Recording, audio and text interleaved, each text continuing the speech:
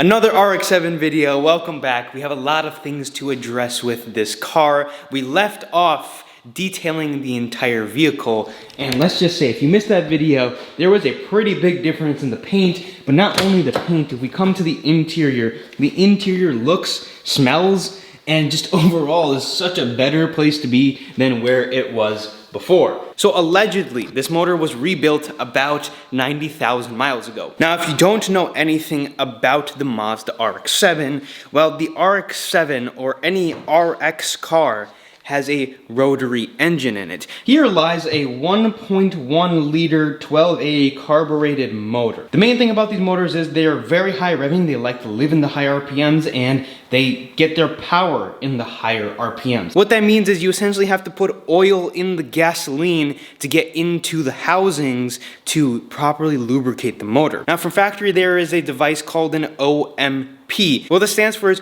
oil metering pump, which feeds oil from the engine into the carburetor, thus feeding it in with the fuel. Thing number one we need to check is if that is even working or if it's even hooked up, because many people unhook the OMPs and instead of using the factory system, they premix it by hand by literally filling up premix into their gas tanks. The OMP lives underneath the carburetor right in there. Now, taking a look for the very first time, I believe that this is the pump. I'm not 100% sure if this is the pump or not, but just to check if it works, there should be tubes running. Right here, there is a line. This line is running up and is running somewhere into the motor, I believe. Then there's another line coming from the back, which is resting right here, which I believe should be plugged into the carburetor. If we look right there, I believe that is where the OMP should be plugged in. Meaning my OMP is not connected at the moment. This is an aftermarket intake for the carburetor, but if we come and take this off really fast, there should be oil that should be fed into here if we turn the car on. Now, I'm not 100% sure on what exactly I'm checking, but I'm basically looking to see if there's oil that's being fed into the carb in any way. And from everything I see here, it doesn't really look like it. So now the choke is off, and we can look straight into the carburetor with the intake off. If we look right here, this is where it should be, or where I think it is. It should feed right into here somewhere. You can see gasoline there, but everything else looks pretty bone dry. I don't really know 100% what I'm looking for. Rotary people in the comments are probably yelling at me like you're not looking at it in the right way. Doing a little bit of investigating, reading the forums, there should be visible oil from the OMP hooking back up into there, and we can clearly see that the line isn't hooked up. I just kind of wanted to start it to show you guys and get a better idea myself as to how oil should be entering it. Now, today's video, we are not going to be hooking it back up. Now that I know it's disconnected, we're gonna do a rebuild on it, and we gotta order parts, wait for parts, so that is going to be in the future. Like I said, some people just leave it out.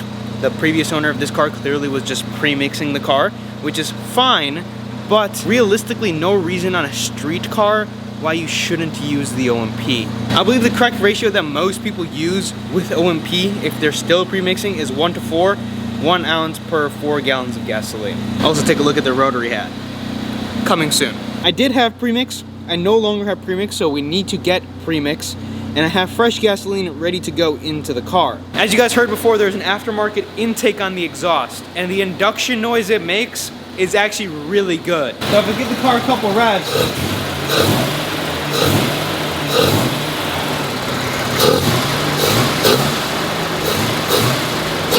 that's really cool. I heard that when I drove it home, but it's definitely muted when you're in the car. With the sunroof off, we should be hearing that induction noise really good. I pulled the car out so we can take a look at the paint in the sunshine for the first time. It was covered in dust when I picked it up and brought it home, and the paint it's still rough, but I'm just so happy that I spent like a day and a half just working on this car's paint because it looked so much better. Now I was going to fill the car up, but the switch isn't working. We got 2 gallons of gasoline going into it. Make sure, if you own a rotary, you only put unleaded fuel. Now, my previous stall out might have been the car just not having enough gasoline.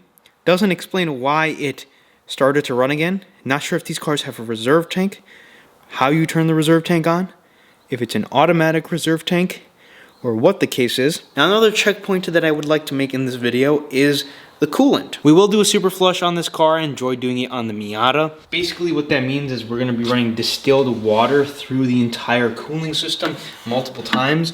Look at how sludged up this reservoir here is. But also look at how bone dry the reservoir is. There is literally not a drop of coolant in this tank. Look at how grimy the inside of this tank is. There's literally dirt particles floating around now that I've filled it up. So let's run some hot water through this because that is awful. I just emptied the tank and take a look at how much just stuff was in the coolant. That's fresh coolant that you just saw me pour in. Heated up some water and we simply put it into the tank. Now we shake it up and we can pour it out. That is black. Wow. Do it for the second time. Round 2 looks so much better.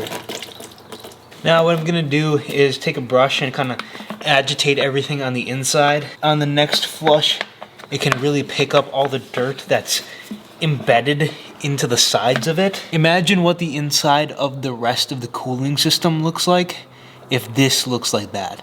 I doubt it's ever been flushed or cleaned. I was cleaning the Bronco the other day, and this should make it look a whole lot better. And now,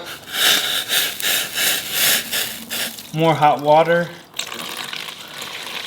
but that looks so much better. This is what I pulled out of that little container. That is awful.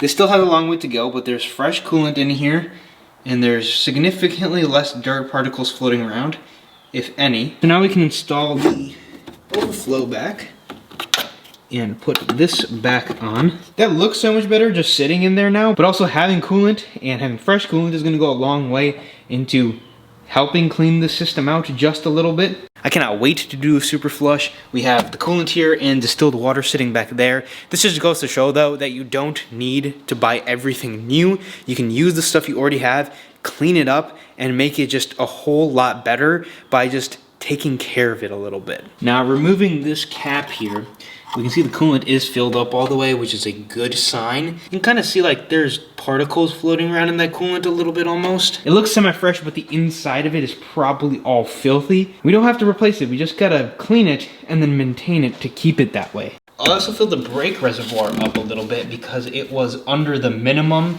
and it took a lot of fluid. The other thing in the next video, what we're going to be doing is we're going to be flushing out the brakes. We're gonna be doing a full brake flush all the way around. Small bits of maintenance, upkeep, cleaning, and just anything you do to the car will add up over time. Slowly, as springtime starts to come, all the small things we do will start to make a huge impact on the car. In the next video, we are going to be addressing the brakes, which I have almost no feel over whatsoever. Fingers crossed a brake flush is going to do the job, but we might have to do new brakes in the car, which is not the end of the world. That's all I have for this one. If you guys missed all the issues this car has, make sure to check them out here. Subscribe to the channel for the next video where we fix the brakes. Hopefully.